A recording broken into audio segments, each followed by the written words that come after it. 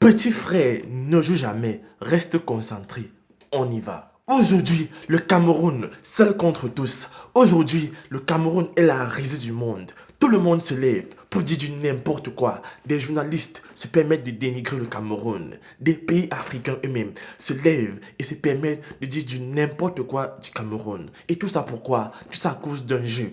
Tout ça à cause de quoi? Tout ça à cause de la Coupe d'Afrique des Nations. Une Coupe d'Afrique des Nations que tout le monde a combattu, que tout le monde a voulu que ça ne se joue pas au Cameroun. Mais par notre abnégation, par notre force, on a su se serrer les coudes et on a pu contre toute attente organiser cet événement.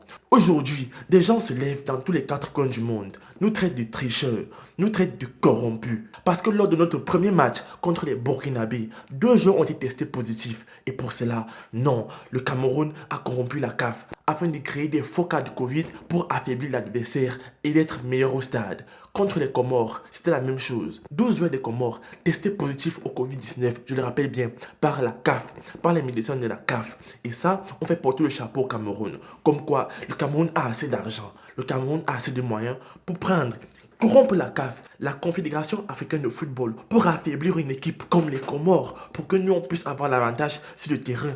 Est-ce que vous ne voyez pas qu'à un moment donné, ça ne tient pas, ça ne coule pas la route? Le Cameroun n'a pas besoin de ça pour battre les Comores aller-retour, qu'ils soient 28, 50 ou même tout leur pays au stade. On n'a pas besoin de tricher pour les taper, pour leur donner une bonne leçon de football. Donc j'ai envie de dire, ceux qui avancent et qui profèrent des paroles comme ça, calmez-vous, calmez-vous. Je m'adresse surtout et en particulier aux Ivoiriens. Je sais que vous avez toujours eu un complexe d'infériorité face au Cameroun, mais ce n'est pas là l'occasion de l'étaler, on le sait. Mais ce n'est pas bien que vous puissiez l'afficher comme ça au grand jour. Parce qu'en réalité, oui, tout le monde a eu la peine pour cette équipe des Comores là, qui sont rentrés au terrain, 11 joueurs, sans un véritable gardien au goal. Nous-mêmes en tant que Camerounais, on a eu de la peine pour eux. Et moi je vous le dis, le Cameroun a voulu reporter le match, mais la Confédération africaine de football, la CAF, a dit non, ce match doit se jouer pour respecter le cahier de charge, pour respecter la durée du tournoi. Ce match-là a dû se jouer parce que la CAF en a décidé ainsi. C'est la CAF qui a le premier et le dernier mot sur cette Coupe d'Afrique des Nations et non le Cameroun. Que ce soit clair une bonne fois pour toutes. Donc, cette équipe des Comores entre en jeu. 6e minute, le capitaine de l'équipe de Comores piétine sévèrement Gamaleu. Dans un premier temps, pour ceux qui ont vu le match, vous allez être honnête. L'arbitre a laissé jouer, l'arbitre a laissé passer. Parce qu'à première vue et de loin, ça semblait banal. Mais non, il a été contacté par la VAR. Qui est la VAR? Qui est à la VAR? Ce ne sont pas les Camerounais qui sont à la VAR. Ce n'est pas Paul Biya qui est à la VAR. Ce sont des grands analystes du football, de la FIFA et j'en passe. Ce sont eux qui sont à la VAR. Et ce sont eux qui ont appelé l'arbitre que non, là, il faut revoir la faute. Il y a possibilité d'avoir un carton rouge. L'arbitre a regardé la VAR. Tout le monde l'a vu voir la VAR. Comment le capitaine des Comores était en train de marcher sur le pied de Ngamaleu avec les yeux fixés sur le pied, sur la cheville qu'il était en train de piétiner. Et là, résultat, carton rouge. Est-ce que c'est de notre faute? Donc si je comprends bien, on devait arrêter le jeu ou alors on devait commencer à pleurer à leur place? Non, ce sont les coups du football. Ça arrive. Même nous, le Cameroun, on en a subi. En 2003, lorsque feu Marc-Vivien Foé est mort en France, contre la France, avec cet état psychologique, on a quand même joué contre les Français, on a quand même tenu le coup. Donc ne venez pas nous parler de fair play, parce que ce n'est pas nous qui avons demandé aux Comores de mal jouer et d'être trop engagés en termes de match.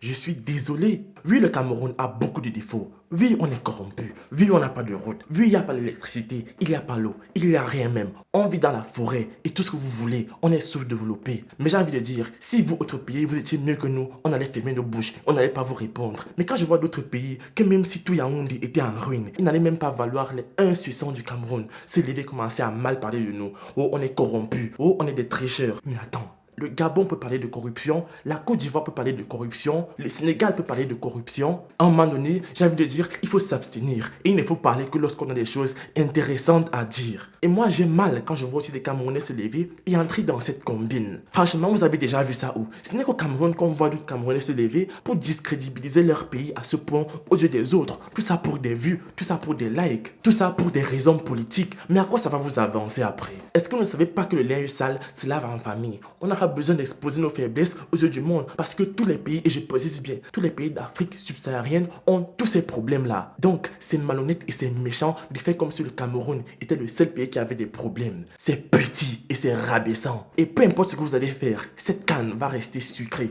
Parce que oui, c'est la première CAN dans l'histoire des CAN à avoir 24 équipes. C'est la première CAN dans l'histoire des CAN la plus médiatisée. La seule CAN où les commentaires sur Facebook sont mieux que les débriefs à la télévision. Les gens ne regardent pas la télévision après le match. Non, après le match, ils vont sur Facebook voir les commentaires parce que c'est là où ça vibre, c'est là où il y a le piment, c'est là où c'est sucré.